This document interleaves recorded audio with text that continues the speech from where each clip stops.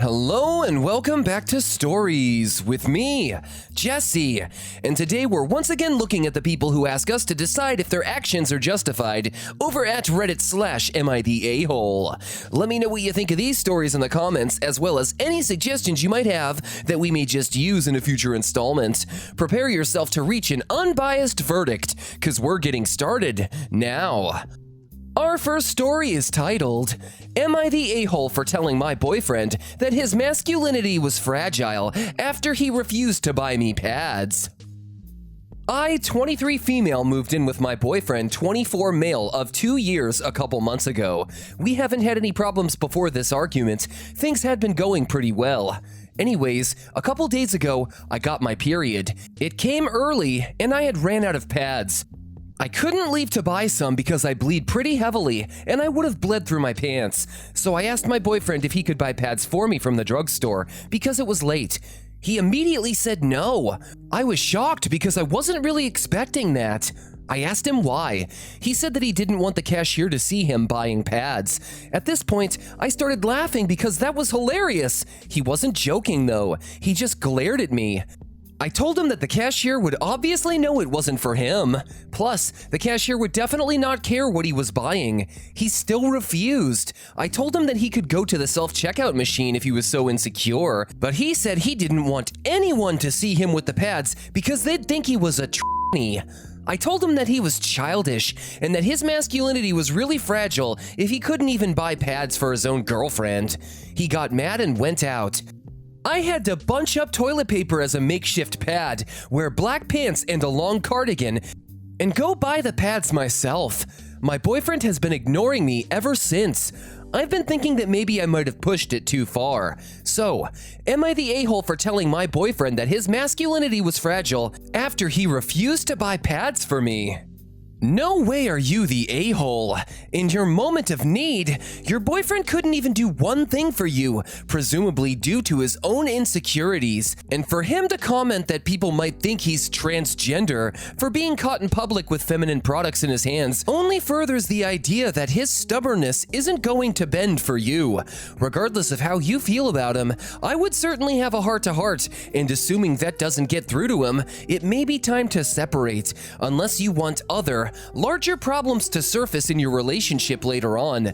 But in my humble opinion, a real man would take care of his partner, and that just doesn't seem like this is something he's willing to do for you.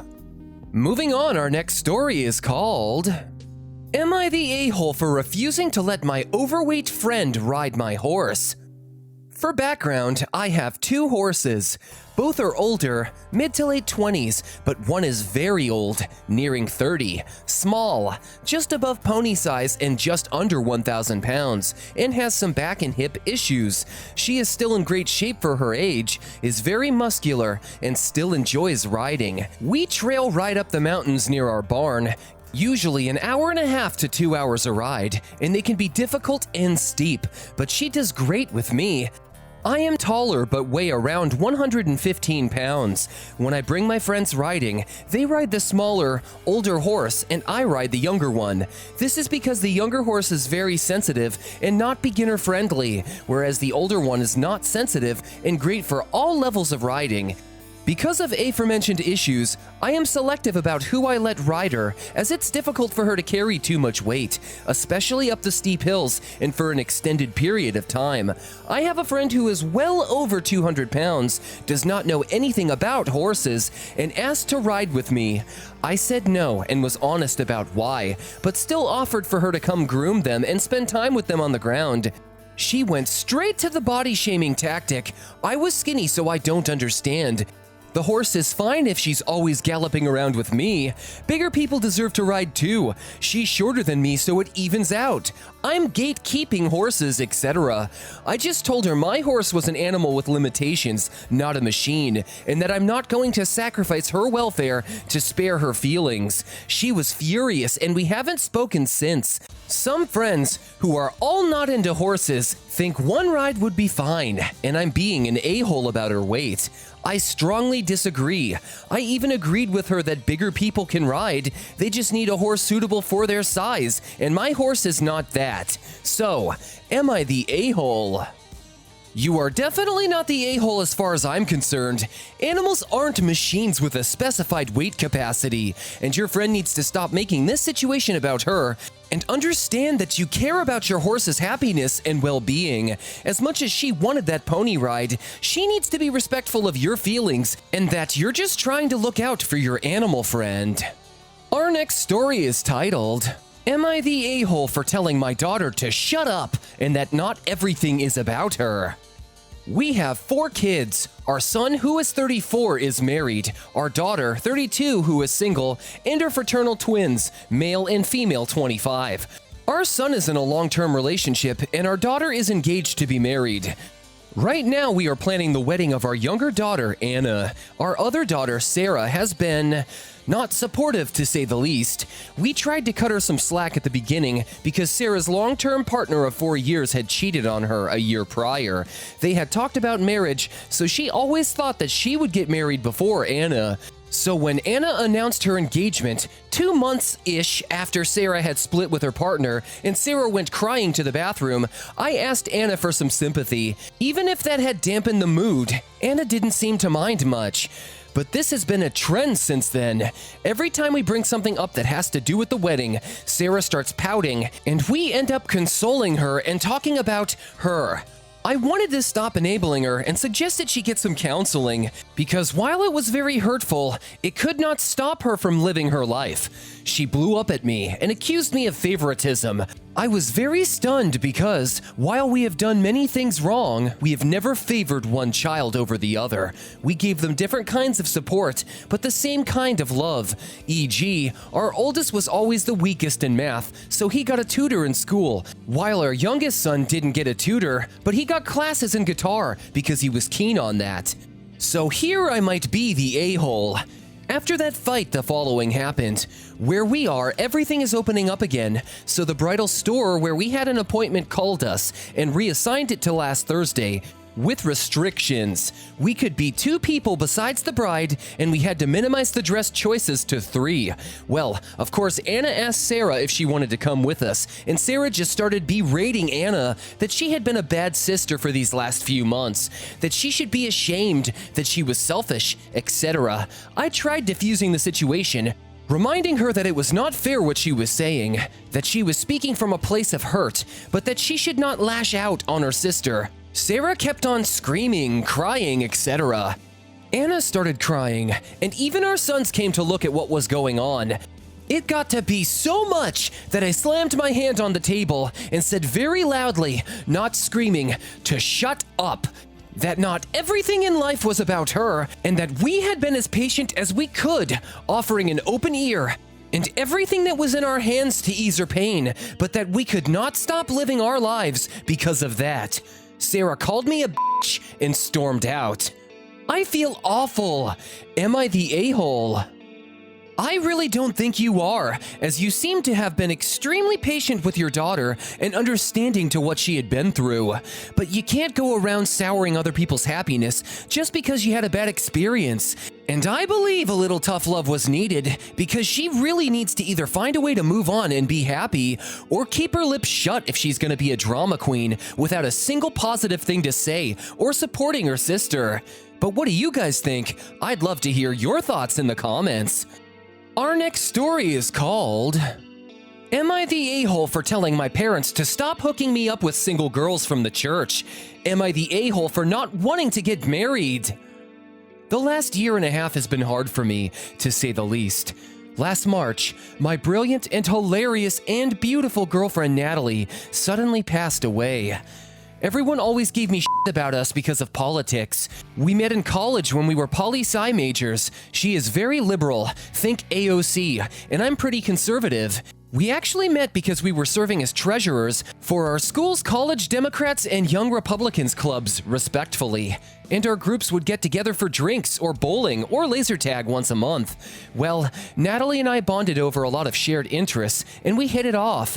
Even if we didn't see eye to eye on many issues, debating her was stimulating and formed the cornerstone of our relationship. We've had debates that went on until dawn. We just bounced off each other. She likes to joke that we were drift compatible. I wanted to marry this woman, but she passed away before we got a chance to talk about marriage. I'm in therapy, and I'm working through not having her in my life anymore. But it's been rough. Then Rona happened and I got laid off, so I had to move back in with my parents and figure out what I'm supposed to do now. My parents mean well, but they got married really young and are more conservative and religious than me. They've been trying to set me up on dates with single girls from their church since I moved back home, but I don't want to date these girls. No offense to them, but it's a small town in the American breadbasket. They don't share the same interests as me, and it feels like their only goal in life is to be a good Christian wife and produce a lot of babies. Trying to talk to them about current events is excruciating for me. The girls my parents try to set me up with take everything they read on Facebook or hear from Fox News for face value. It makes me miss Natalie and our debates more. My parents mean well. I know they want me to find a nice girl and settle down with her, but not like this. They are nothing like Natalie and will never be. I miss her, even if my folks didn't like her ideas. But when I told them the other night that I wanted them to stop setting me up on dates with these girls, they freaked out and told me that I needed to consider settling down since I just turned 30. They're good girls with great families. I know that, and my parents like them more than they liked Natalie. But she was my one and only, and I don't think it's fair for anyone when I still love her. They are even more angry at me because I told them that I just don't see myself getting married anytime soon. But like I said, Natalie was my soulmate, and I just can't see myself being with anyone else but her. Yet, they are insisting that I need to find a woman and settle down and give them grandchildren. Edit. We were seriously close to talking about marriage, but around the time she died, it was more like, how funny would it be if the bridal party wore blue and the groomsmen wore red, because the bride is a Democrat and the groom is a Republican / Romeo and Juliet deal. I wish we got to do that. Natalie thought it was hilarious. I'm very sorry to hear about the passing of your true love, and really don't see you as an a-hole at all. While your parents obviously mean well, their idea to try and force girls on you, who you can't even spark a conversation with, is pretty rude. Losing someone special in your life takes time to process, and if they can't respect that you're still in mourning, and they want you to have a loveless marriage just so that they can have grandchildren, well, it sounds to me like they are in fact the a-holes. Take all the time you need. But if life presents another spark of love later down the road, just try and be open to it. Our final story is titled, Am I the a-hole for praising my son differently than my daughter? I, 52 male, am the father of 3 kids, 15 female, 7 female, and 7 male. The last 2 are twins and are very close, having the tendency to copy each other. I love and adore them all equally. My son is not a very masculine kid, and is less interested in some of my hobbies because of this. He has always preferred whatever his mother and older sister did, like baking or dancing. I have no problem with this. I love him as he is, but to be honest, I'm slightly disappointed that we haven't had the kind of amazing father-son bonding that I got to have with my grandpa. My dad died when I was pretty young, when I was a kid. Since I'm at home almost all the time now, I've been seeing just how feminine his interests have gotten. Asking to help cook every meal, helping his older sister alter secondhand clothes, and playing pretend. He's even asked to have his sister paint his nails. I'm not upset or bothered by it, but it isn't typical for young boys. I've been working out at home instead of at the gym because of our current circumstances, and when my son came in while I was lifting weights in the family room, he showed an interest in it. He was excited about the idea of having big muscles and tried out some of the 5-pound ones. Even though he mentioned being like She-Ra from some new Netflix reboot, I think, it was still progress in my eyes, and it seemed like he was showing interest in masculine hobbies. I praised him and did the whole, "Wow, you're so strong" thing in kid talk to encourage him. When his sisters walked in, the twin, 7 female, joined in. Like I said, they have the tendency to want to do what the other is doing, so she expected the same kind of, "Wow, so strong" stuff. While I wasn't as enthusiastic with her and focused on my son, my oldest got annoyed and asked why I was treating them differently. I explained to her that because he hasn't taken interest in these kinds of masculine hobbies before, I wanted to foster his own identity as a boy, separate from his twin sister. She accused me of being misogynistic for this. She then said that I was the a-hole for making his sister feel weaker and implying that I didn't approve of his feminine interests. I don't think I'm the a-hole because there's no reason for my daughter to be inclined towards this kind of thing, but my son should be developing a more masculine personality as he gets older. When she told my wife, 41 female, she also blew up at me, saying I was acting like a cartoon misogynist. Both of them are pissed. So, Reddit, am I the a-hole? The people of Reddit have decided that you are indeed the a-hole for how you've handled this situation, and I agree with them. I completely understand how most fathers hope to share some manly activities with their sons, but your old-fashioned outlook is really not helping your children. Girls can lift weights, and boys can have softer interests like baking. I happen to enjoy both, but the point is, you're singling them out and making them feel like they can't do certain things just because of their gender, and that's only going to make them resent you later on. Do you guys feel the same way that I do, or do you perhaps feel differently about any of today's stories? I always value the perspective of the community and welcome you to share your own judgments below. Anyways, that's about all the time we have for today, ladies and gentlemen. Thanks again for tuning in with me, Jesse. Don't forget to like, comment, and subscribe for more content, and check out what other stories I have for you. I hope each and every one of you has a beautiful day, and if you've enjoyed this video, please consider subscribing and don't be an a-hole. I'll catch you in the next one.